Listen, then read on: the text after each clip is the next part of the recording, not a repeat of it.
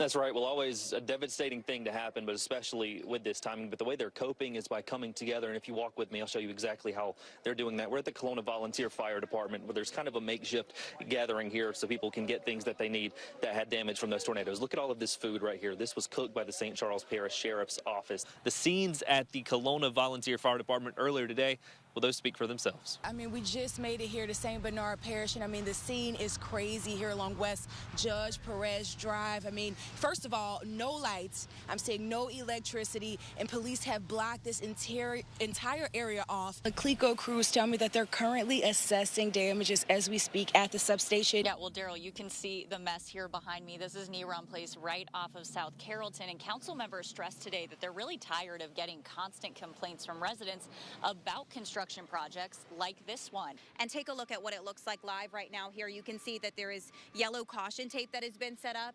And take a look at this scene right here. You can see that this tornado that touched down just absolutely ripped the wall off of this building. There is debris covering this parking lot right now. The Department of Wildlife and Fisheries also stopped by here to look into what is causing these fish to float. The new zoning map is only adding to the transportation and bus issues that the Jefferson Parish school system is already facing. They tell me this is just another issue that parents now have to worry about. 2 coaches were suspended for the school year. I talked to the head coach and a player who tells me the decision won't affect their performance on the field. All right, ready? 3, 2, 1.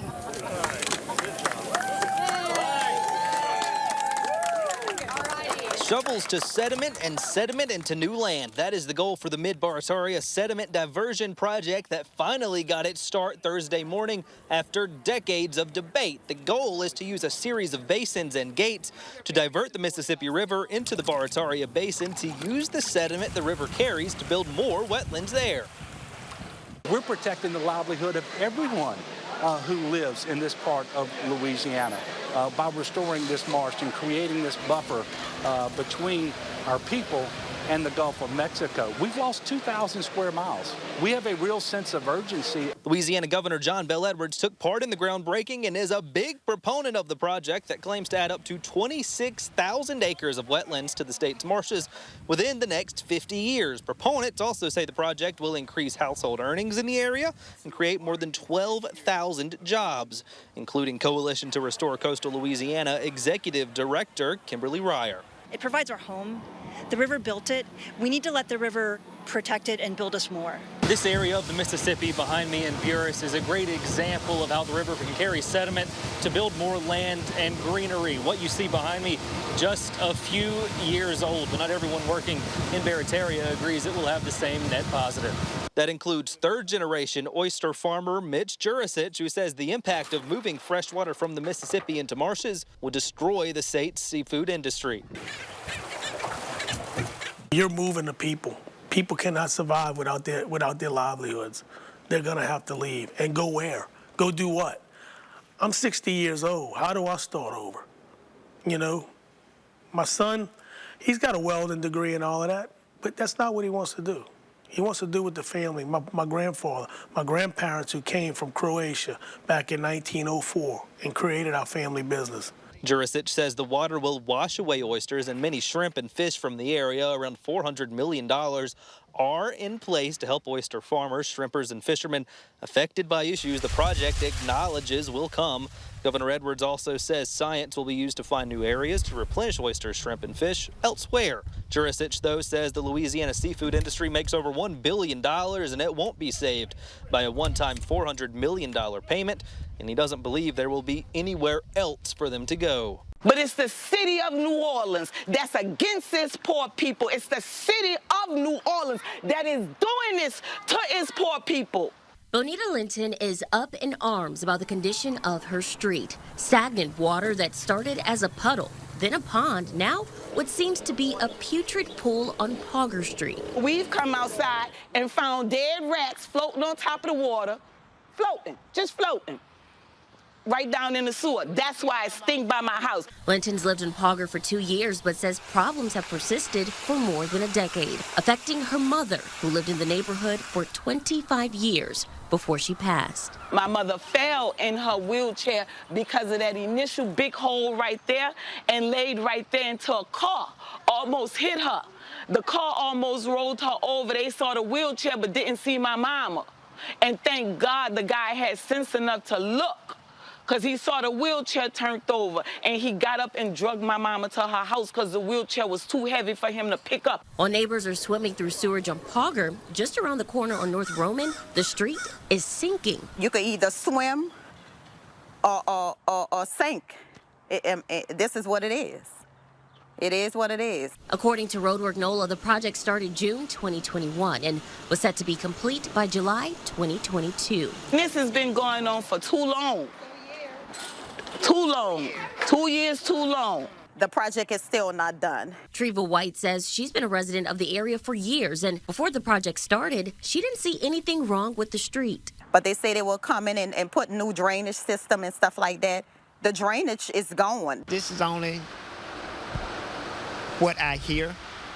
Someone came up from behind the house, you know, and with a ski mask on and gunned them down in broad open daylight on a public road, a road that's a busy road. So people have gotten so bold of doing things today because they know or they feel like they won't be caught. The rapper, well known on social media for his song 23 Island. New bag, brand new deposit. Brand new deposit. That song now has more than 17 million streams on Spotify. To his grandfather, he was just a kid trying to make it in music. I remember when he first started his music. I remember him sitting out here 2, 3 o'clock in the morning, him and his cousin writing music. It's sad that at his young age, just when he was really getting things right the way that they should be, that he had to be taken away.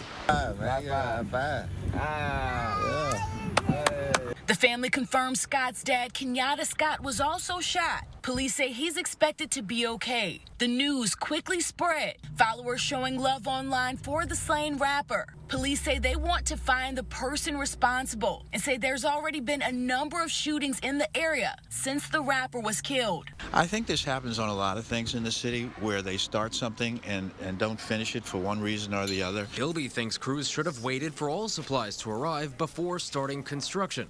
And the outcry isn't just about looks. Not that bright. We started our interview with Bob Sims with the camera lights off. We wanted to show just how dark his Dumaine Street block can get at night, even after crews installed a temporary light on the pole. It's not really doing anything, is it? He calls the unfinished work a hazard. See the hole here, easy to fall in there. And a threat to public safety. Obviously, from a deterring crime point of view, having it dark is not the best idea. A city spokesperson tells WDSU that when the pole's lighting components do arrive, they'll be just as bright as the lamps there before. Sneakers and red dresses filled Crescent Park for the annual Red Dress Run. WDSU photojournalist Deja Pino captured some of the fun at today's charity event.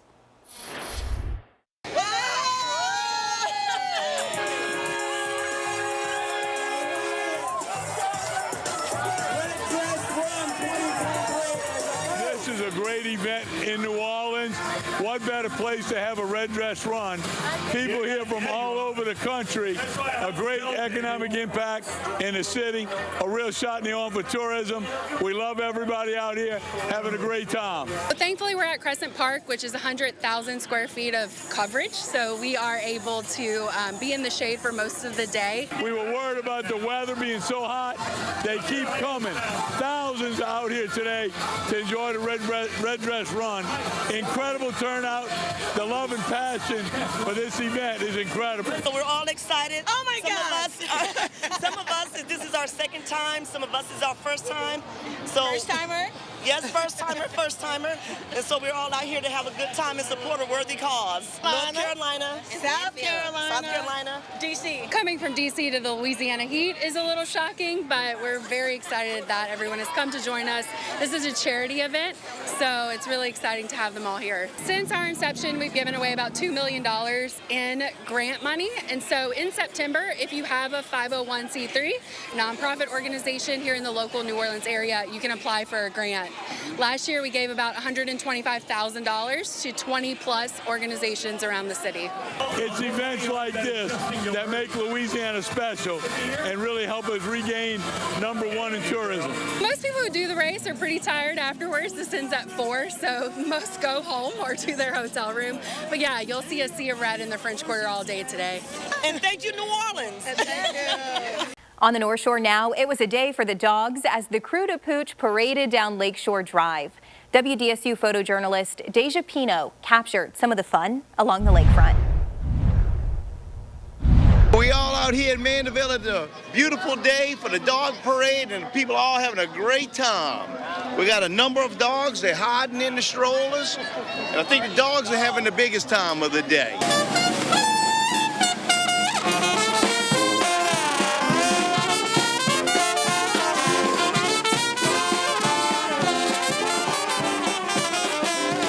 Just watching all the dogs getting their dog treat, all kinds of different samples, and just seeing them being so well behaved, definitely enjoying each other. We've come out to the Mandeville Dog Parade just to have a good family fun time with my daughter and her boyfriend and all of our children and other family members, having a ton of fun out here, and great sunny weather. You cannot beat this. All the way from Mississippi they came to the dog parade. It's so cool. I like the dogs are dressed up and I like the parade. We love to come and look at all the different animals, and it's a great atmosphere. What about you? It's fun for the whole family, and who doesn't like a good dressed up dog? Well, we adopted her from Zeus Rescue, and she was all white, and we saw one little speck of black. And my cat's name is Butter Biscuit, so we wanted a name that would kind of fit and match with that. And we didn't want it just to be Pepper, and you know, Louisiana, we like pepper jelly, so we went with Pepper Jelly for her.